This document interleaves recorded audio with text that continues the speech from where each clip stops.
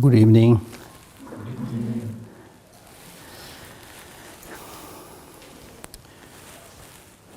The very famous Tibetan master Kongtang Tembe Dome, in one of his teaching that he wrote in the versified form, says, Ne korwe dunge yodocho ta dangzin dunji jebena te tungne jebe tabzula putando yonje bebarik ta wenja thala che saba dunte nyere be ngaro ne che ra be me da dunge da tung dang me to go bamang and so forth. Meaning that he said all the sufferings that we see in the samsara comes out from the enemy, the self-grasping. It's an affliction, harm coming from the enemy, self-grasping. Therefore, everybody who wants genuine liberation and freedom, all degrees and kinds of freedom, whichever kind of freedom you want,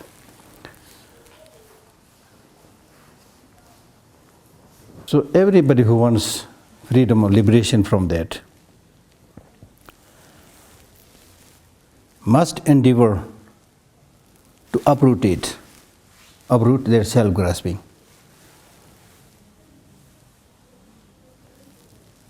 Then he says, but still, before you are qualified or before you understand this subtle self-grasping, the enemy, to be eliminated, it's important to undertake your practice stage by stage, from the grosser level to the subtle level.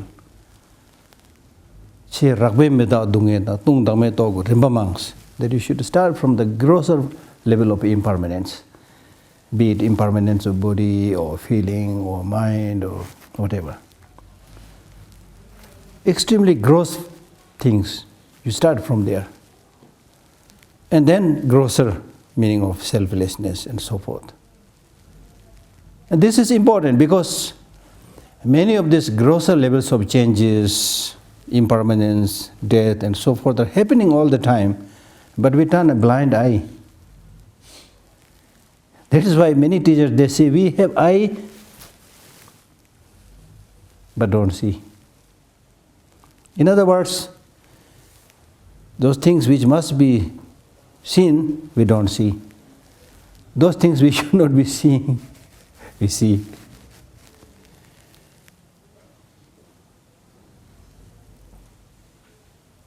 And then he gives example by saying, Na Geshe meba lubur tu chen tu me chewa thon chen do rang chen yam loya me je na lam thobu tokwa khala ki. And he said, we have all seen young people dying, people with middle age dying, elderly people dying like that. Not being sick for a long time, not just that. We see so many people dying like that. Somebody was there in the morning playing and the evening gone. And these days, it's not difficult to know that. If you read the obituary part in all the newspapers, like you'll see the pictures of young people, old people, It's always. But we have become almost like immune to these things, And we are living in such a funny world today that death doesn't scare anybody. Really looks like. Because you see so many death, so many killing, you become immune. Waterproof. So it's important to develop some kind of sensitivity. Because at the core of your being, you also don't want to die. And it's so interesting to see people who are really, really in a miserable situation. No place, no proper house to live, no proper food to eat, no proper clothes to wear, and moreover physically sick. If you go to big cities like Delhi, people among the beggars, you see sometimes you wonder why he wants to live.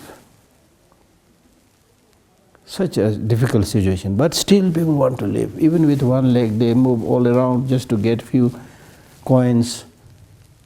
So there is this wish and urge to live. It's inborn quality. So this being the case, it's important to appreciate the living, the life that we are enjoying right now. So that is the purpose of this meditation on mindfulness. Be mindful that you're alive and kicking, as we say.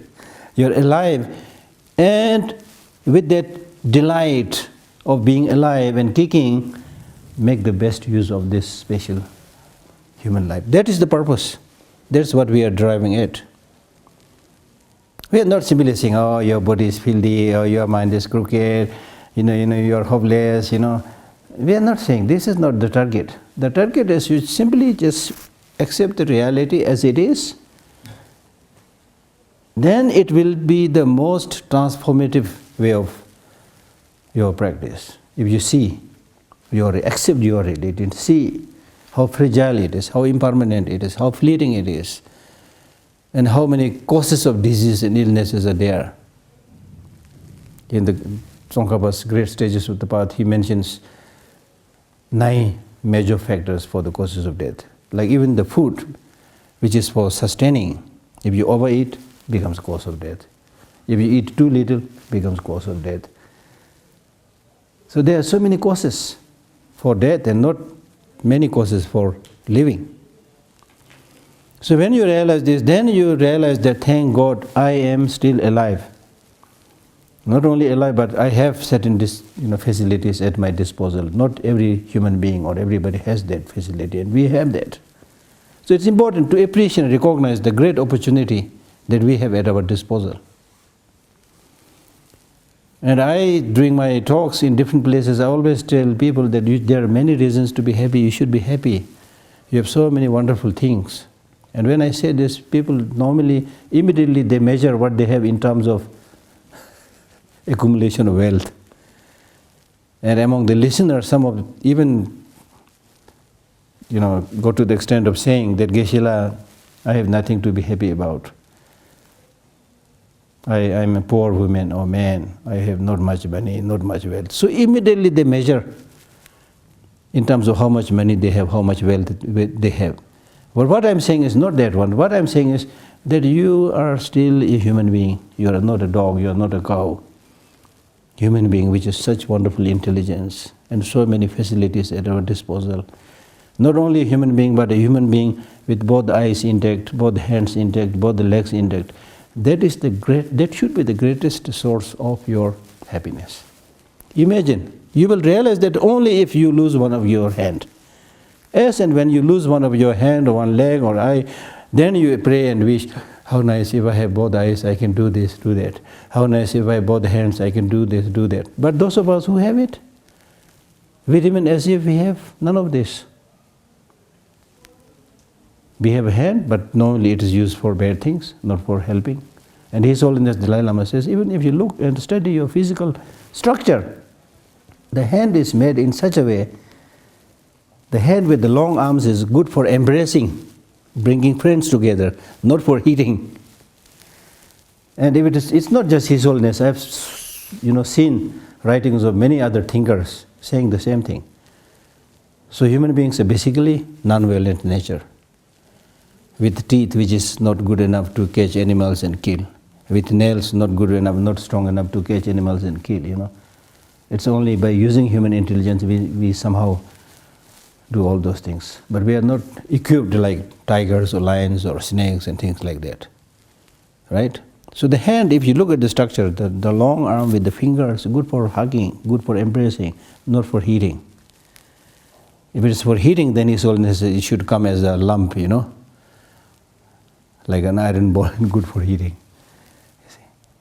Then the teeth, smiling. Eye also more like deer, not like snake. So there's so many features. If you study the features, you can see that non-violent feature, non-violent nature, the capacity to do the best. But the problem is, if we don't train our mind, as I said earlier, the mind itself is wonderful, but it's just a potential. It's like nuclear energy. So the question is, where are you going to use this energy? So to be able to use that mental energy in a productive, effective way, we need to train. We need to study. We need to transform our attitude by using our human reasoning, mental capacity. So that's why we need to talk, we need to reflect, what is the truth, what is the reality, what's the benefit, what is the disadvantage. We need to, it is through education, through knowledge, people can change, people can get transformed. And that's very clear. So therefore we are here talking, you see. So therefore, it's important to, as I said yesterday also, it's important to be happy all the time. It is not just saying be happy, no. There are reasons to be happy, as I already said. 2 hands intact, 2 eyes intact, all the necessary physical structures are there to be happy, you see. Then in our case, for example, right now we are not living in a war zone. Even among human beings, there are many who always have to live between cross firing. There are people whose houses and places are always flooded. I mean, we don't have to go outside. In India also, many places, every year flooded. Many because of natural disaster, many because of negligence of the people, the administration. So that's what I was saying yesterday, that in many cases we are suffering unnecessarily because we don't work for other people. We only work for money, you see. Right? So therefore, the purpose of this kind of study is to be able to live a life, however long it is. It is not important that you live a long life, but it's important that you live a good life. So however, long you live, 1 month, 10 months, 10 years, whatever.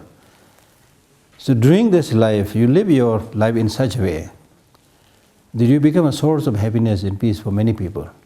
Of course, you will fail repeatedly. You cannot be good all the time. You cannot succeed all the time.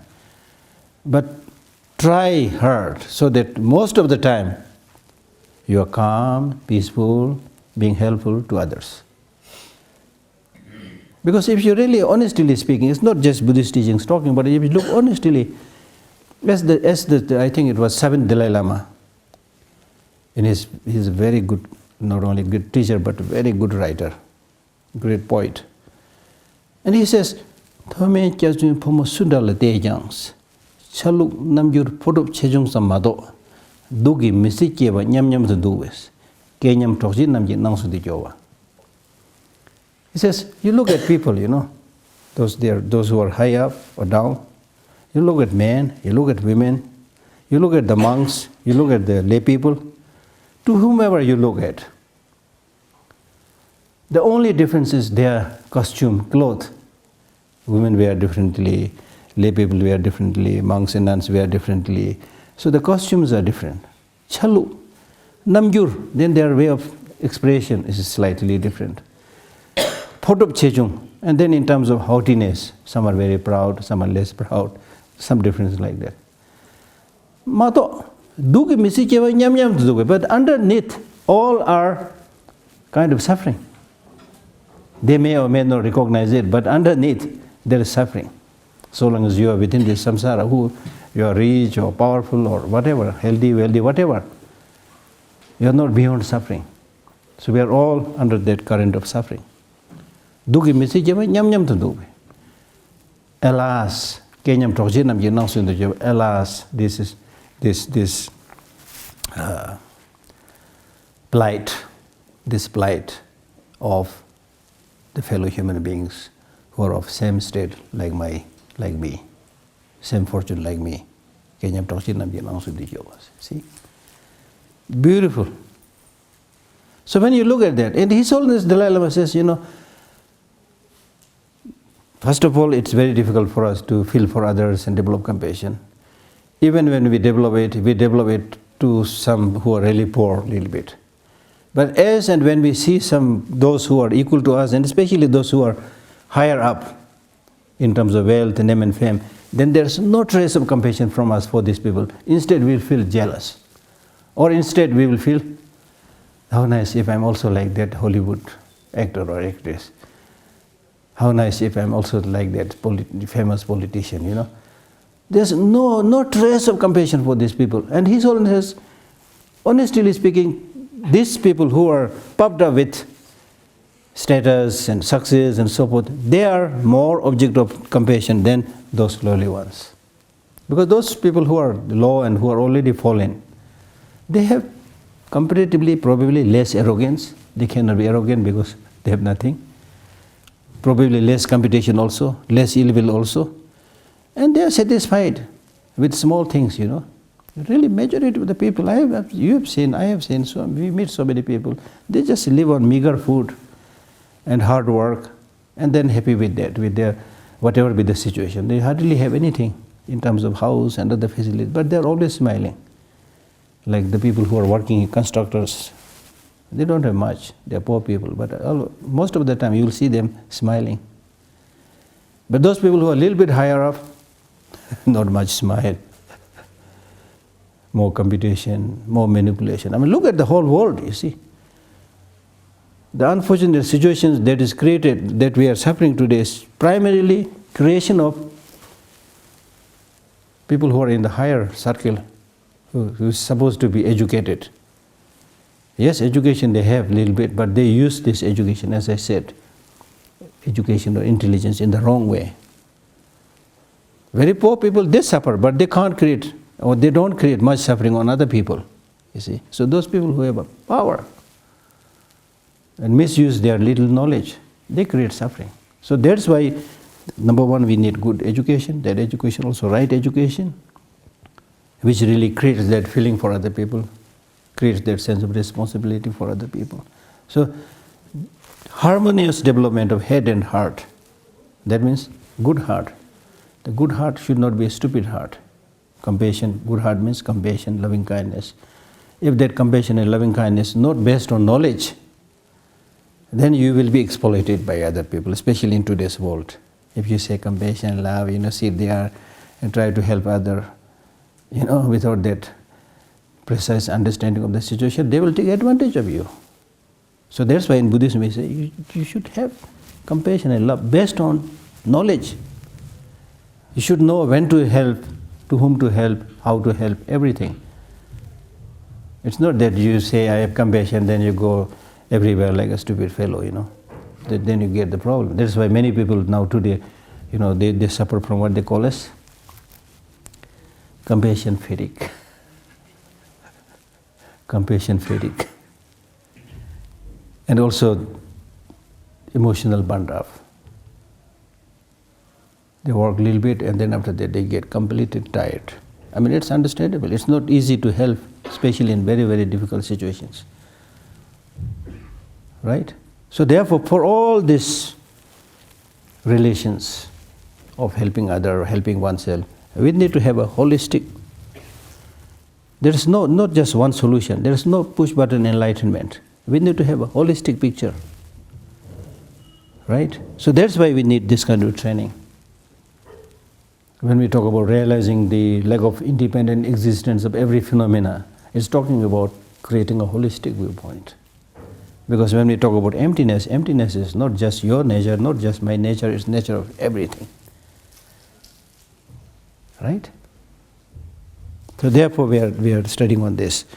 So let us discuss a little bit about the process of meditation, first of all on the mindfulness of body. Now, as I cited this verse from Kongtang Tenpa Dome, that the source of all the problems and difficulties is self-grasping. And that self-grasping also arises by developing grasping to your body, because that is what is right, you know, directly visible to us. Grasping to your feeling, grasping to your mind, and so forth. So therefore, we first of all discuss about meditation on the body, or maintaining mindfulness on the body. So now in the case of the body, to which you develop so much grasping, so much obsession, right? And you do need to take so much care about this body. I mean, these days when it's cold, you know, we really have to wear so many layers of cloth. And then the food, everything you need to take very, very special care. That's fine if you do it on the conventional level. But if you do it with grasping, with the perception that there is a body, very special body, which is permanent, partless, independently existing, nobody can see it, nobody can touch it, nobody can say any ugly thing to it, a very special person, then you are going into trouble. Like if you look at this, the body, it is compared to the bursting of a blister or bursting of a bubble, whatever. The bubble, the water bubble that you see on the water, what essence is there? It comes for 1 minute and then bursts out the next minute. So body is compared to that. Right? Body is compared to that. How will you understand that? It's very easy to understand if you make a little bit attempt. And I've been thinking something for a long time. If anybody wants to cooperate, please cooperate. But I have this tendency to have some vision and then I get busy and then never able to implement it.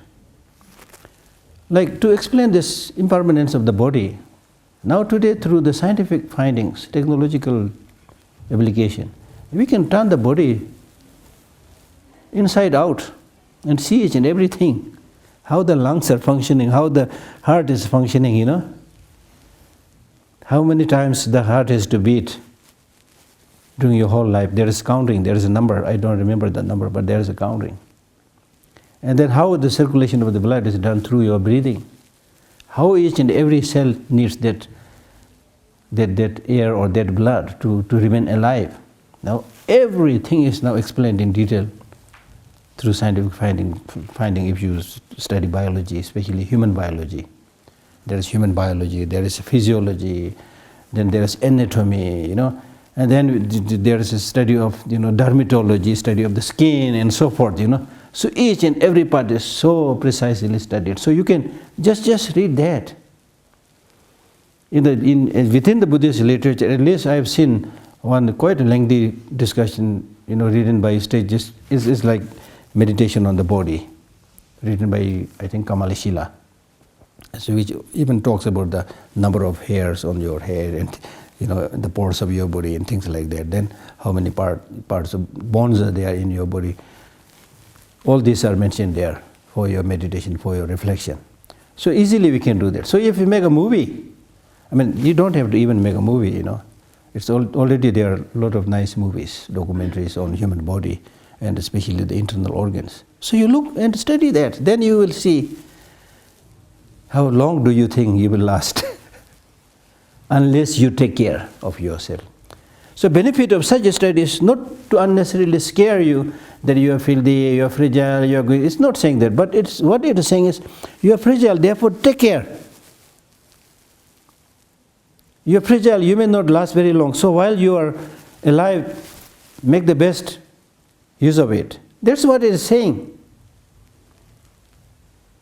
In terms of the nature of the body itself, there may not be much essence, but the work that you can do can be great. Can be great. So there will be an awakening by understanding this. So this we can do now by showing many of these documentaries on the body. It will be very, very helpful. It's really amazing. And Nagarjuna, in his letter to the friend, he says, the fact that you go to bed and sleep and being able to wake up the next morning is magic and mystery.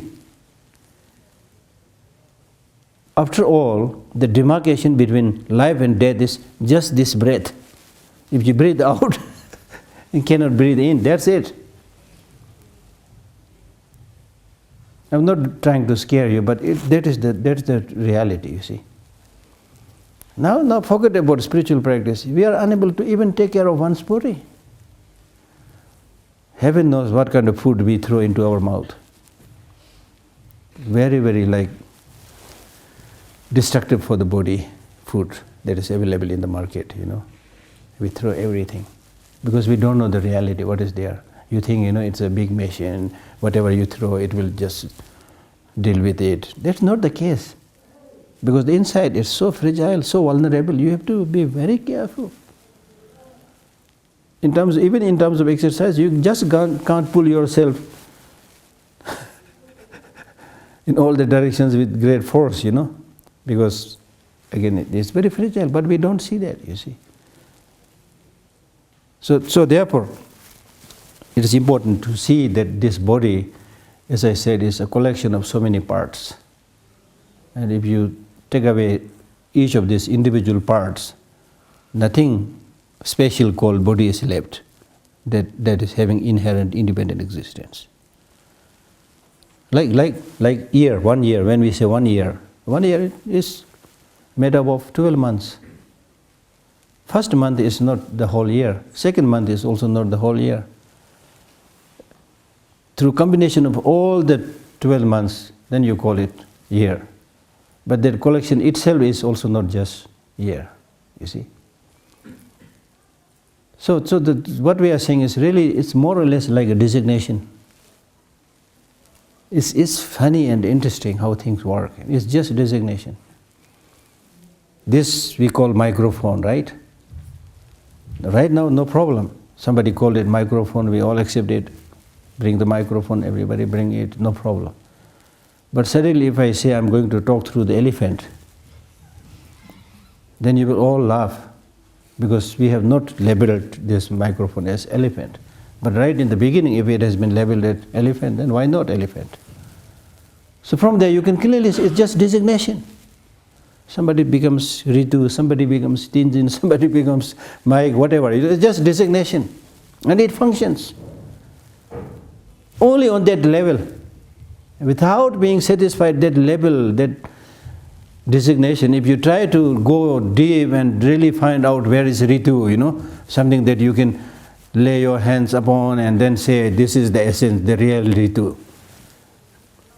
Thinkers and scholars have searched for that ages. It's amazing, you see. So the point is, when you see in this way, then if it is just a designation, why should I pay too much? Why should I get so obsessed with it? It's this obsession which is bringing the problem. It's that grasping, the tight holding, which is suffocating you. Right? So relax that tight grasping through the understanding that it's all just designation on a heap of things. Is that easy? Because we always thought, I'm there from somewhere. It hurts, that feeling, you see, that ordinary conception. And it has to be hard, because that is misconception. That's misconception, you see. So therefore, when you look at the different parts, from there you will find, in other words, the body, the whole, which possessed many parts, that body itself has no inherent independent existence. And likewise, if you go to the individual parts of the body, the hand and leg, the hand is also a combination of many things, fingers. Finger also is a combination of many joints. Joints also a combination of many things. So in this way, if you go to the subtlest particle, it's all component of so many different things. So apart from these combinations, components, you cannot find a person or a body as something separate. So where is the object for obsession? Where is the object for grasping? And especially in today's, like through scientific instrument, if you look at your body, like your hand, if you look here, right now to our ordinary eye, it looks okay. But if you look through a very powerful microscope, number one, you will see it has like mountains and valleys.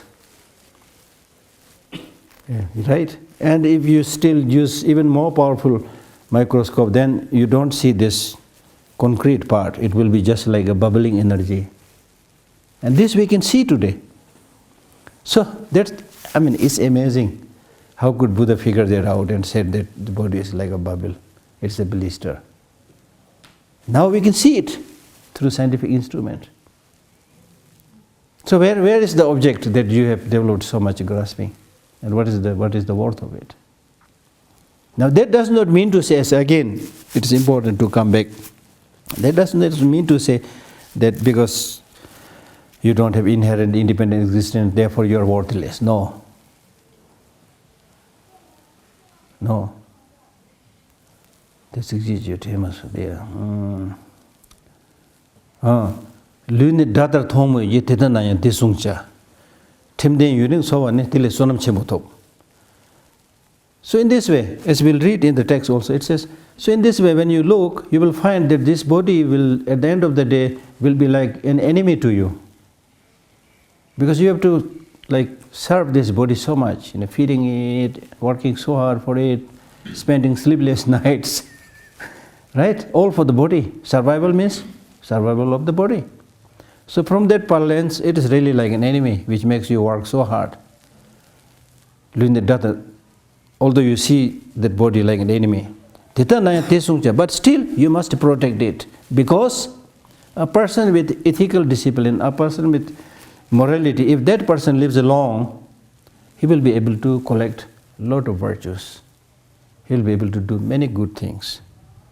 He will be able to collect great merits.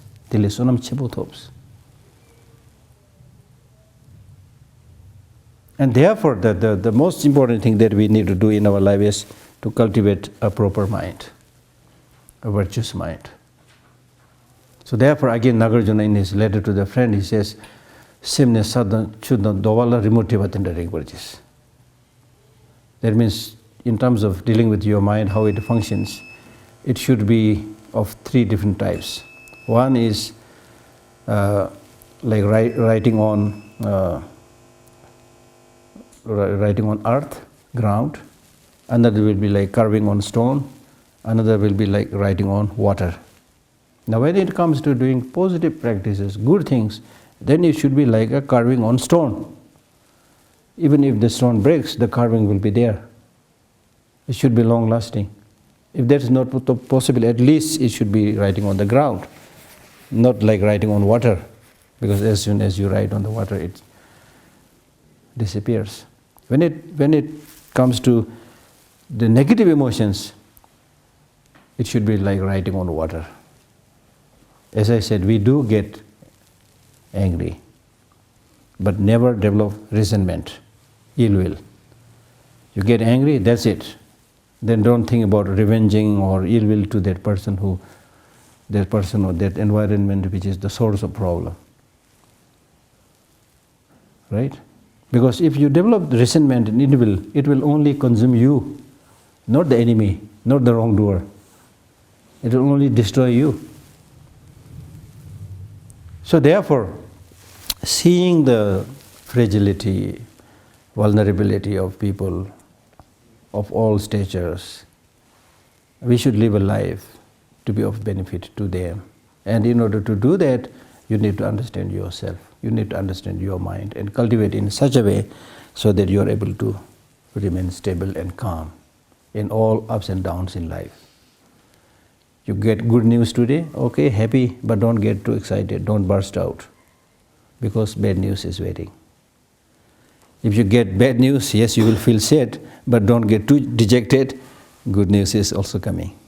It's like Dharamsala's sunshine and rain, you see. It's not always raining, it's not always sunshine, you see.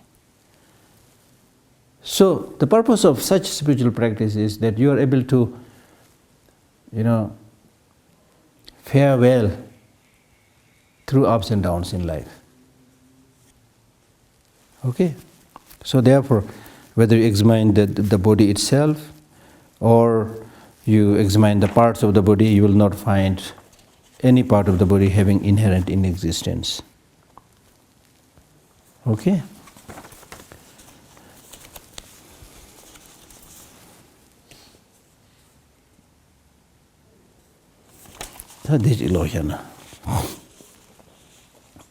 So therefore, we discussed a little bit about breathing as a preparation, and then regarding this practice of mindfulness of the body, it says you should always be mindful, whatever be the situation. For example, the four postures. Four postures means if you are walking, you should understand you are walking. Because when you are walking, if you don't remember you are walking, you might trip. That is what we do all the time.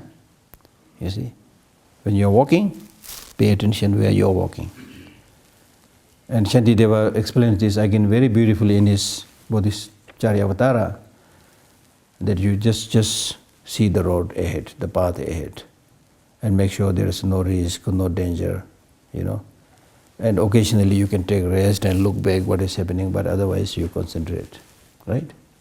So there should be mindfulness in walking. If you are standing, mindfulness. Sitting, mindfulness. Lying down, mindfulness.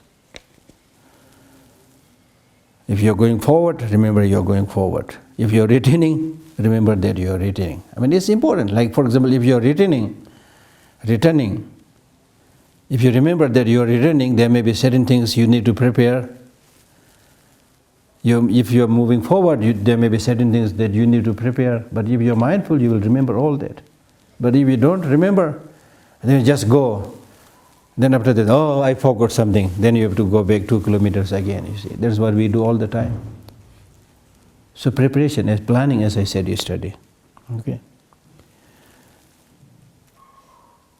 And then with clear comprehension when looking ahead, looking away, when bending, stretching, like when bending, or if you are carrying a load, whether you can carry that load or not. If you just try to carry it, even if you don't have the capacity, you will break your backbone. And many people do that, you see. So be mindful. And in the case of wearing clothes, in the case of the monks, wearing his robes and carrying his outer robe and bowl, and when eating, drinking, chewing and tasting, then you will enjoy if you are mindful. If you are not mindful, you are eating but you are not eating. You are eating but not eating. As I said, we are seeing but not seeing. Right? When defecating, urinating, whatever. When talking, when asleep, when waking up, when keeping silent, in all these states you should be mindful. Then also mindfulness of the unattractiveness of the body. So this is interesting, I'll just read it. Again, monks, a monk reviews the same body up from the soles of the feet and down from the top of the hair. If you look from the top of the head down to the sole of the feet, what you will find is, in this body there are head hairs, body hairs, nails, teeth, skin, flesh, sinews, bones, bone marrow, kidneys, heart, liver, diaphragm, spleen, lungs, intestines, mesentery, stomach, feces, bile, phlegm, pus, blood, sweat, fat, tears, grease, spittle, snot, oil of the joints, and urine. So just as though they were a bag with an opening at both ends. There's opening up, opening down. Just like a bag with 2 openings. Just like a bag with an opening at both ends, full of many sorts of grain, such as hill rice, red rice, beans, peas, millet, white rice. And the men with good eyes were to open it and review it thus. So review everything. Just like somebody with good eyesight checks all these different kind of rices that's there in the bag. So similarly, just review it. And you should be able to say, this is hill rice, this is red rice, these are beans, these are peas, this is millet, this is white rice. Once His Holiness was attending a meeting with some scientists, and they were talking about the universe and so many big things. And then His Holiness said, it's wonderful, wonderful. But the real mystery is here.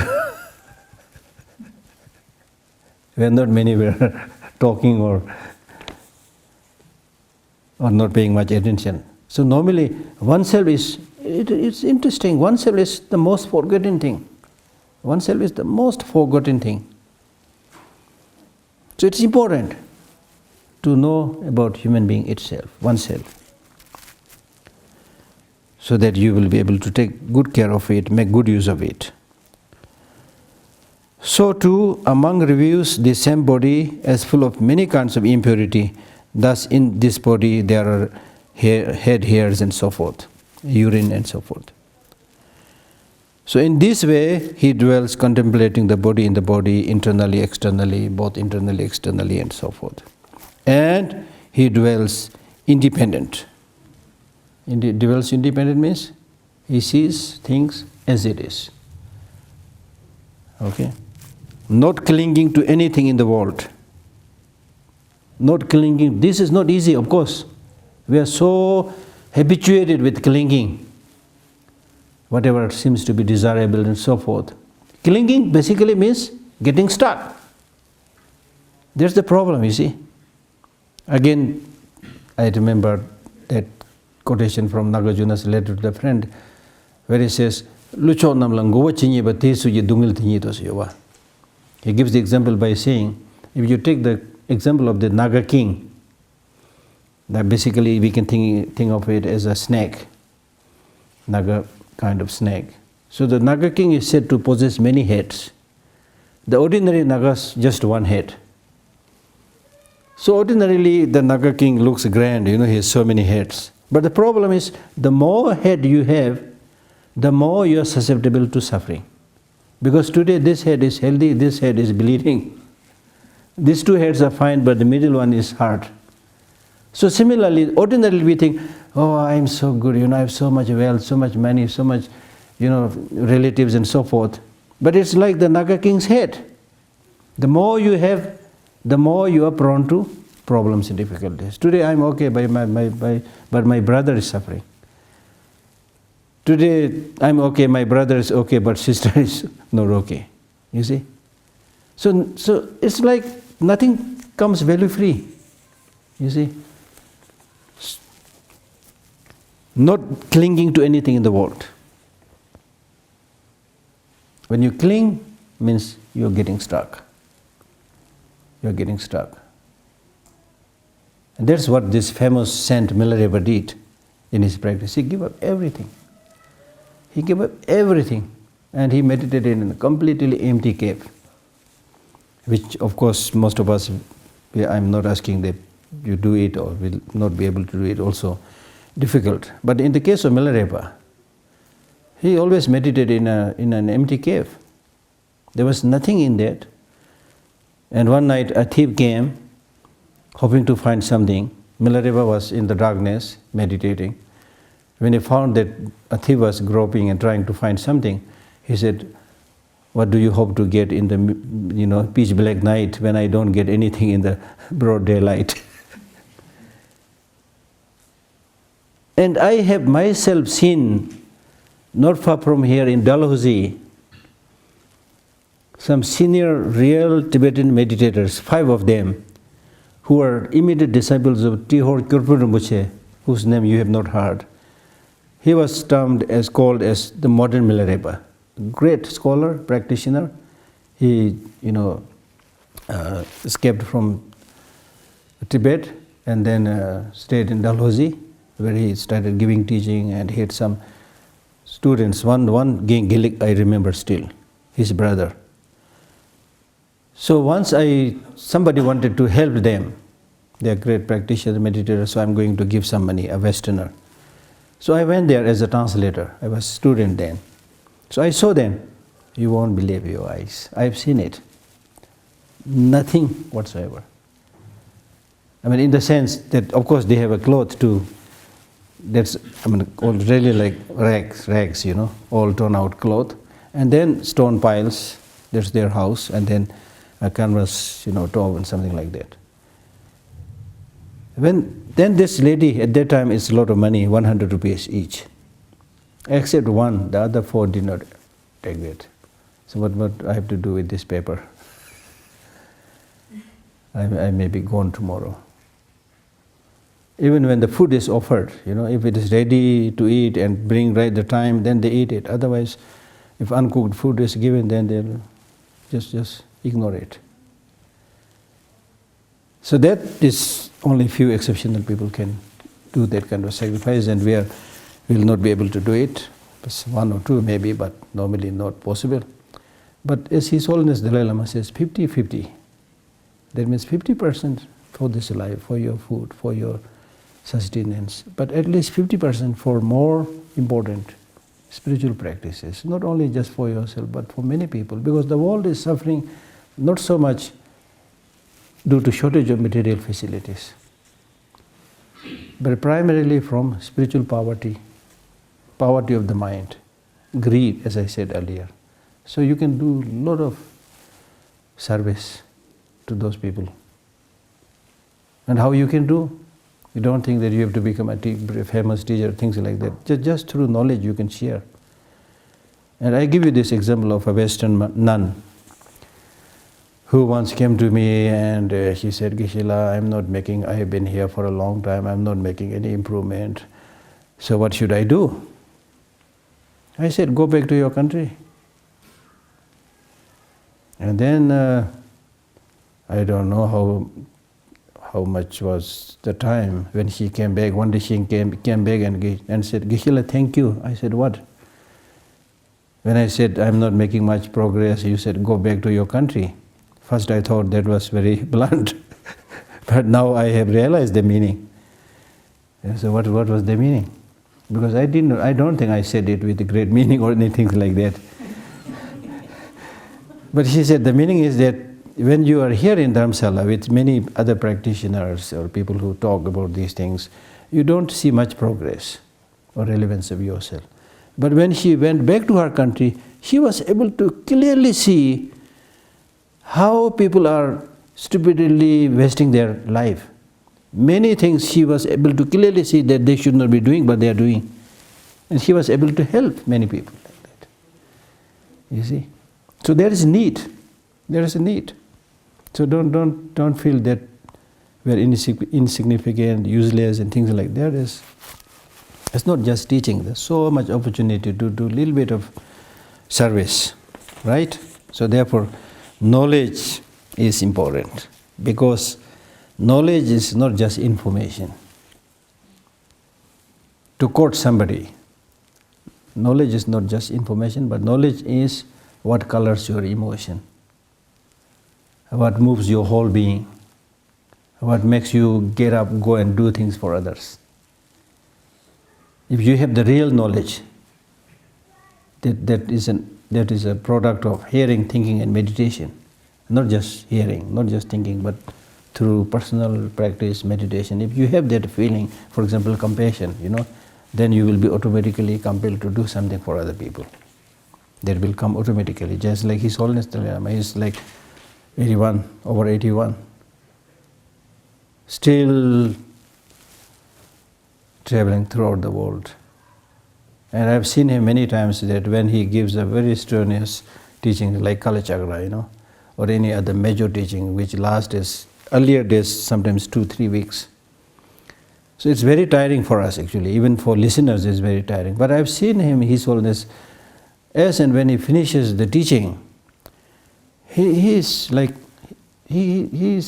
more energized. He's then laughing, there's so much sense of satisfaction and happiness, because His Holiness is now happy that yes, I'm able to do some benefit to other people, you see. So that's why in Buddhist practice also, when we talk about the 6 perfections, one of the perfections is called effort. Effort is not just working hard. Effort means delighting in what you do. So if you have that appreciation and joy and delighting, for example, we can have that. For example, the dogs, there's so many dogs around. It's impossible for them to understand even one word that we are talking about. We have this opportunity, capacity to do it. Then among the whole human population, how many people are there who can afford to spend time for this kind of things, you see? Many will say, oh, you're wasting time, let us go for a movie, Yeah, that's how people see things, you see. So it's a rare privilege, rare opportunity. And this is the way we collect merit. It's not just going to a temple. This is the way we prepare our fortune, you see, prepare our life. And the impact will be there. Impact will be there, right? So it's very, very important, extremely important, okay? And then with the body also, if you look at the elements of the body, if the body is made up of the 4 or 5 elements. In this body there are the earth element, the water element, the fire element, and the air element. So this, now if you look at these 4 elements that is within this body, these 4 elements are enemies, sworn enemies. It's only when these 4 elements are balanced, then we say I'm healthy. Yes, and when there's slight disruption of that balance, if the heat element is a little bit more, the fire element a little bit more, you will be sick, suffering from fever. You see? Satan jungma mambu migu dan chense dame phumbo nang lungdung du son so la hapsha jebe chongje du du so chubur da nang so de kyawas. Again the from the writings of the 7th Dalai Lama. Satan jungma mambu migu the chense, that means these elements that's there, like heat and cold, that's there within us, is really like a group of horrible animals together. When these animals like tiger, lion, whatever, these 4 or 5, horrible, ferocious animals, when they are together, but their power is equal, then they will just snarl at each other, but not being able to pounce upon each other, So that's called balance. As and one of them becomes weak and one of them really become powerful, they will just jump on that other one and kill it. So that is our life. So that's why I was saying that even in terms of taking the food, you need to take food inside. The balanced diet, as we say, is very important from their point of view. And then the elements, they are sustained by the external elements. Now the external elements, which is the source of food, which is the source of medicine, if these external elements are polluted, environmental degradation, Delhi mein pollution, dekho. Beijing, Delhi, many big cities, so much polluted. I was surprised that, I think it was yesterday, somewhere BBC I was watching, even in Mongolia they were now, people were like making slogans against the population, the pollution. I was quite shocked actually. I visited Mongolia a few times. It's almost in the wilderness, so used to be so pure and clean. Now they're talking about pollution. Imagine. So from that kind of external element, how can you get that sustenance? You see? So that's why we need to protect the environment and so forth, because there's very close relation. And then if you look at the Tibetan system of medicine, when one of the elements become weak, then you take that medicine which nourishes, which strengthens that element. Now imagine that medicine itself is polluted and contaminated. How can it sustain it, you see? So see this really web of interconnection between the internal and the external with other people and so forth. So the body is fragile from that sense also. Then he says, meditation on the 9 charnel ground. 9 charnel ground means if you are developing too much attachment to your body, then you see your body as if it is like a dead body. Again, monks, as though he were to see a corpse thrown aside in the charnel ground, 1, 2, or 3 days dead, bloated, livid, oozing matter, a monk compares his same body with dust. In Thailand, there is a tradition of keeping the dead bodies in the vicinity of the monastery. A dead body of 1 day, 2 days, 3 days, and then the rotten, then the just skeleton, even the skeletons falling out. So the monks intentionally go there and meditate. Right? So our body is also not so much different from that. Okay? This is to reduce attachment. Again, not to discourage you, but to encourage you, actually. Okay? And then again, you can, as though he were to see a corpse thrown aside in the charnel ground, being devoured by crows, hawks, vultures, dogs, jackals, or various kinds of worms and so on. And Shantideva says, when your body, after you are dead, when your body is like, You don't care who is eating your body. So why you care so much now? The same body.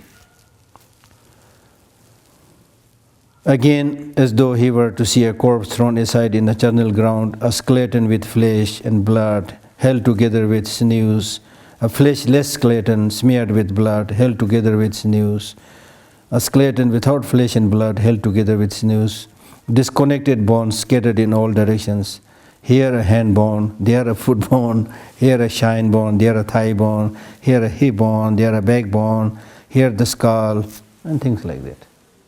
Right? To reduce attachment.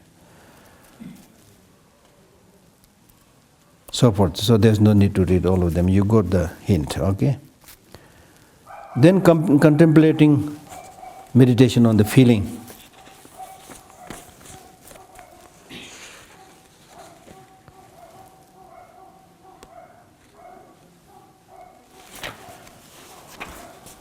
We'll not be able to cover all the points.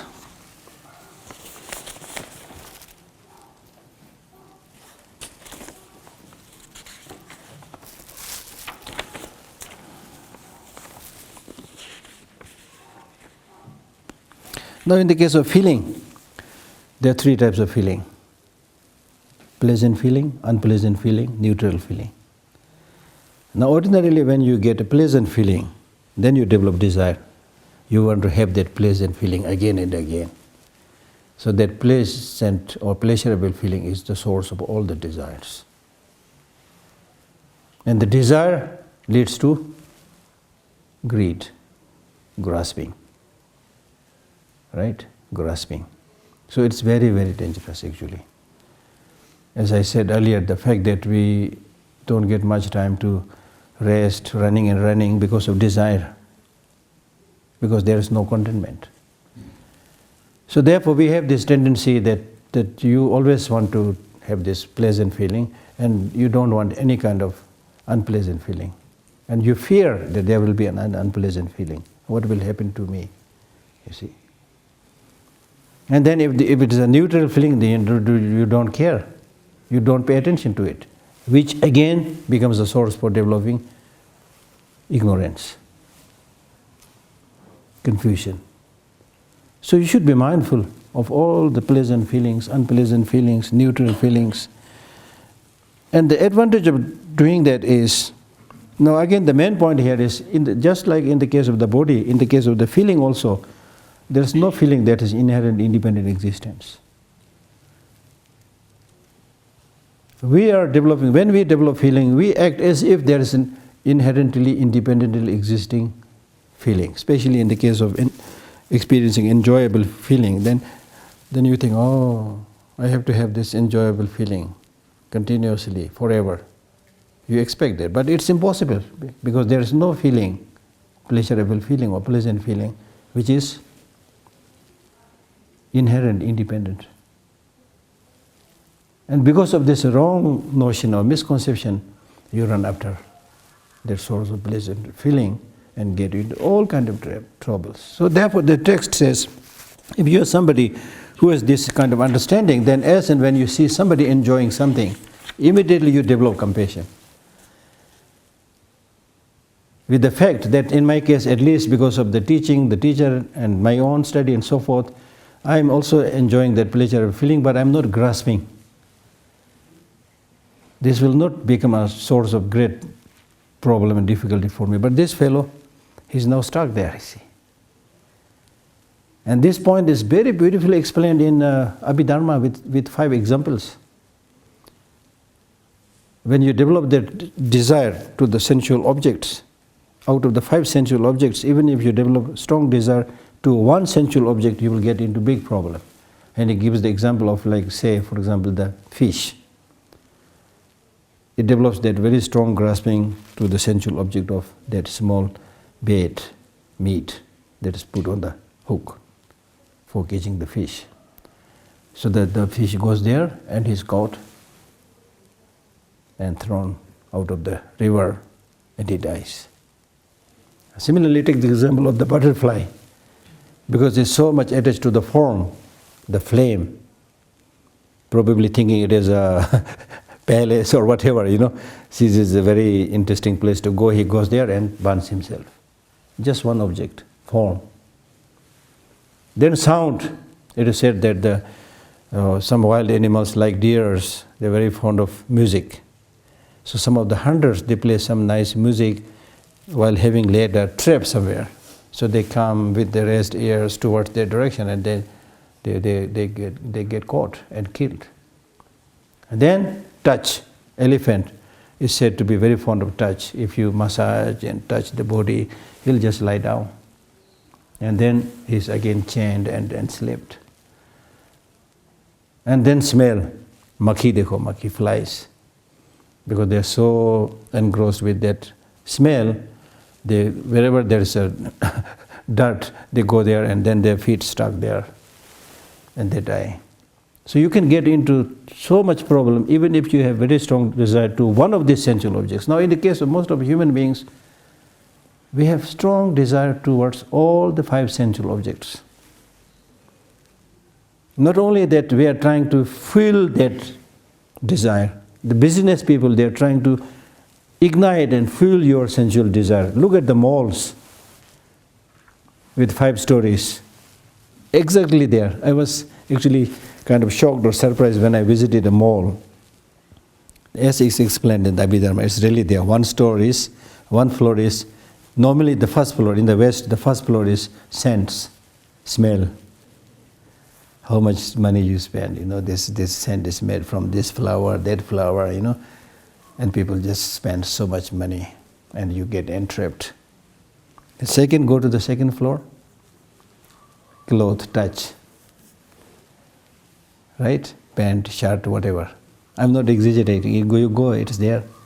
And then third, let us say restaurants, taste, Japanese food, Chinese food, American food. Fourth, form, televisions. Sixth, music, Japanese music, Chinese music, it's all there in the mall, which has been explained in those texts so long ago. So not only we have yuni never na kare sikki chata tamas. Sushi mai yiji ne nyomo jun sawo se joba. The yuni never dikung de kare sik. Meme dikung sigang chigarwa. Anyway, in the Abhidharma there's a saying which says the object for developing negative emotions are there all the time. And the improper mental attitude is also there. So the causes for developing the afflictive emotions are all the time there. And especially in today's world, we are feeling, encouraging the negative emotions. If you watch one of the movies, it will become so clear to you that the main theme of a movie is either violence or sex. If these 2 things are not there, then the movie is more or less lackluster. Clearly showing how much we are not only into the problem of these things, but how much we are fueling it further. You see? So therefore, again, this is the reason that we need to be extra careful in which direction to see and find out in which direction are we going. Is it really useful? Good for the long, to oneself, to others, or bad? We have to think. Nobody is saying you follow Buddhism or anything like that, but it's our really responsibility to, as a thinking, living, intelligent human being. We call ourselves intelligent human being. And if you are really intelligent in the true sense of the term, then we need to really think in which direction we are going. Is it good for me, good for other people? Or if you are parents, then what are you going to leave for your children? You may be gone, but what are you going to leave for your children? Some toys and a concrete building? Is that all? What are you going to really leave for them so that they are able to take care of themselves? Because unfortunately today in the modern world, a developed country means a place where there are many high-rise buildings and with nicely paved pathway in between and many cars are running. Wow, so developed. And people who are living in these high-rise buildings may be suffering from depression, loneliness. You see? So I'm not trying to paint a bleak picture, but I'm simply saying we all have a responsibility to contribute something for the happiness and peace and betterment of everybody, right? Okay, thank you.